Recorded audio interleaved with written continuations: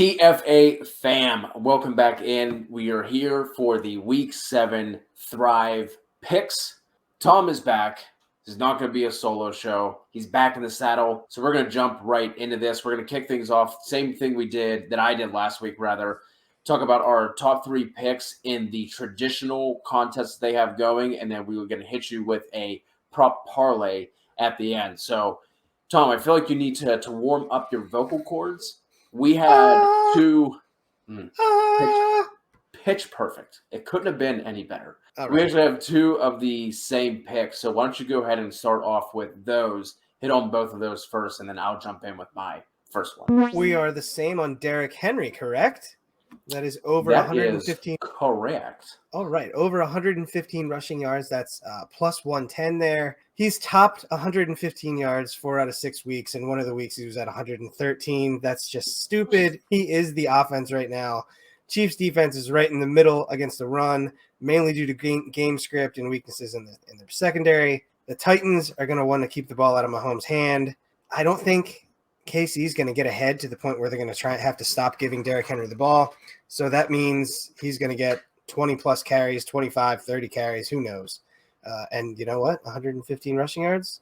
All he needs is that one big run. So, yeah, I expect him to hit that 115.5-yard mark, and that is plus 110. Yeah, the crazy thing with that, you said that, like, Casey's middle of the pack in terms of the amount of yards they've given up to running backs. Right. But if you look at Football Outsiders' DVOA numbers, KC is actually 31st in rush DVOA, 27th in adjusted line yards, 24th in stuff rank, meaning they're not stopping plays at the line of scrimmage, and then they're 30th in second-level yards. So like you were saying, Derrick Henry, we know he can bust off 80-yard runs, which is just absolutely ridiculous, being 250 pounds, 240 pounds, whatever he is. But they're 30th in second-level yards. So if he gets going, like, this is going to be a long day for that Kansas City defense. Second bet is going to be DeAndre Hopkins to get a touchdown. He's scored 4 out of 6 of his games. And you know what? It's a revenge game. Sign me up, man. I'm not going to get too fancy with this. Hop's going to go nuts. He's playing the Texans. Let's go. And even though this game has a 17.5-point spread, the Cardinals still have an implied total of 32.5, and that's the second highest on the week. So even with being, like I said, the massive home favorites, they're still going to be putting up points, and I do like D-Hop to score. And the crazy thing is like everyone thinks of, like, the Texans as, like, this trash defense. Somehow, some way, I don't know how this is possible, but the Texans have actually only allowed 3 passing touchdowns to receivers I knew that's where you were going. Yeah. I was like, what? Huh? Yeah, somehow that's tied for second fewest in the league, but, like, I literally don't care. Like, they could be giving up 0 on the year. I'm with you. D-Hop, revenge game, end zone. I like that one a lot. All right, I will finish up. I'm going to go with Davante Adams over 9.5 receptions. That's at plus 115. 9.5 catches, Cody. Really? It's a lot. That's a lot. That's ridiculous. So his over-under, as far as Vegas says, is 7.5. So they're putting 2 on here to make it a little bit more difficult.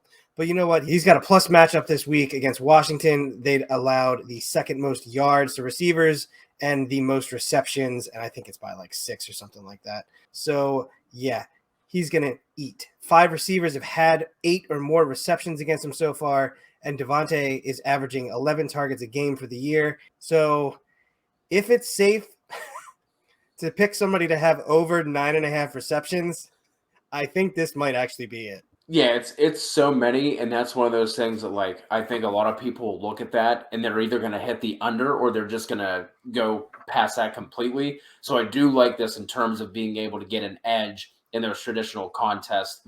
That's always something you want to look for. Like last week, my pick was Carson Wentz to not throw an interception.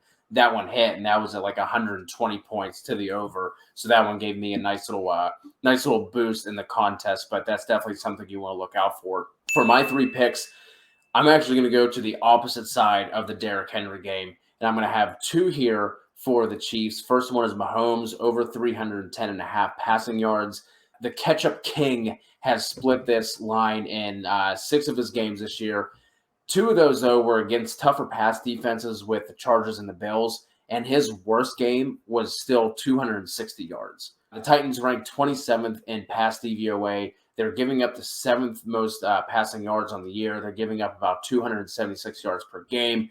And they also allow the 5th highest yards per attempt, which obviously does not bode well whenever you have guys like Tyreek Hill and Mecole Hardman on the other side. And then just to rattle off the numbers they've given up to the quarterbacks they've faced so far, 289 to Kyler, 343 to Russ Wilson.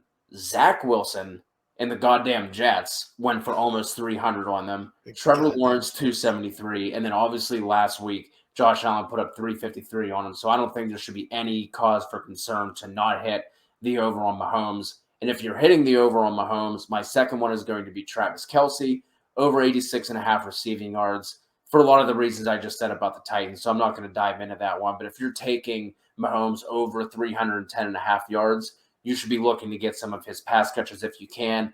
Kelce is pretty safe when it comes to that. I know he's been a little up and down this year, but with, Tyreek potentially a little hobbled, although it didn't seem like that last week, I think he's going to be looking to go to Travis Kelce early and often. So I like Kelce there. And then my last one is going to be Josh Jacobs, over 72.5 total yards. So his rushing and receiving. You have Philly allowing the 5th most rushing yards to running backs on the year. In their last 4 games, they've allowed 81 to Fournette, 101 to Hubbard, 102 to Clyde, and then Zeke and Pollard. Zeke went for 95 and Pollard went for 60. Jacobs' receiving involvement has been a little up and down, but in the past 3 games since he's came off of injury, he has 5, 4, and 1 targets, but I think he could probably get here, at least close to here, on his rushing alone. And then if he can chip in 10 to 15 yards receiving on a catch or two, that'll be more than enough. So I do like Josh Jacobs over 72.5 total yards on Thrive. Yeah, if you've ever seen the movie Toy Story 4, the Eagles are basically Forky. It's like, I'm trash. So pretty much just start people against the Eagles. Let's end the show with our prop parlay. Again, you'll find this one in the prop lobby and the house props, depending on if you are on desktop or on mobile. And the way this works, you obviously have to hit all of these in order to get paid out. We're only going to give you 2, but you can do up to 4. Tom, kick us off. What is the prop parlay that you're looking for on Thrive this week? All right, so I'm going to go with Cooper Kupp over 94.5 yards and then CPAT over 79.5 yards. Cooper Kupp has covered that number 4 out of 6 weeks, and one of the weeks he didn't had 92 yards. He's been the opposite of Forky. Let's just be honest. He's crazy. He's become one of the safest players in the game. I like him to get a lot of yardage against the Detroit secondary that is middling at best. They're adding the 13 most yards against wide receivers, and don't discount the Matthew Stafford revenge game factor. He's going to want to pour it on against them. Cordell Patterson, 79.5 yards. He's beaten that number the last 3 games after they started using him more and a little bit more creatively. He's matching up against a Miami defense that's given up the 3rd most yards to running backs and 6th most yards against wide receivers. What is Cordell Patterson? We don't know. We don't care as long as he gets yards. So Cordell Patterson over 79.5 total yards and Cooper Kupp over 94.5 yards for me. I like those as well. I also have a wide receiver with a high receiving total. You already touched on him. That's Davante Adams over 95.5. I'm not going to say anything else here other than it's Davante Adams going up against one of the worst secondaries in the league. Whatever stat you want to look at for Washington, they're going to rank toward the bottom of the league.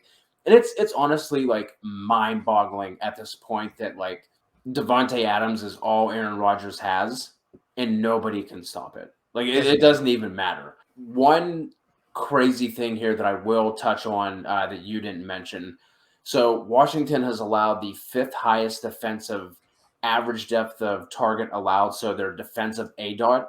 Davante Adams is 2nd among wide receivers in air yards. He's 1st in completed air yards. And somehow he is 9th in incomplete air yards all at the same time. I think we can expect for him to hit a couple big ones here, and he could be over this number by beginning of the 3rd quarter. So I think Adams has a monster game.